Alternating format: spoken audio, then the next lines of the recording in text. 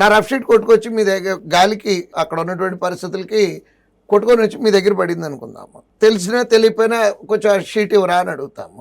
అడిగినా కూడా టచ్ చేయకూడదండి. కారణం ఏంటంటే ఎక్స్చేంజ్ ఆఫ్ ఆన్సర్స్ అనే ఒక క్లాజ్ ఉందండి ఐబీపీఎస్ నోటీస్లో.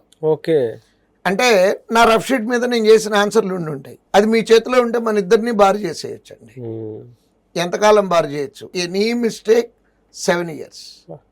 దట్టు ఐబీపీఎస్ వాళ్ళు రీసెంట్గా, ఇంతకుముందు నుంచి రూల్స్ అన్నీ ఉన్నాయండి, బట్ పని కట్టుకొని మాల్ ప్రాక్టీస్లు ఇట్లాంటివన్నిటినీ సీరియస్గా తీసుకుంటాము అని ఒక 15 days బ్యాక్ నోటీస్ కూడా ఇచ్చారండి పిల్లలందరికీ. ఏ నోటీస్ సార్ అది?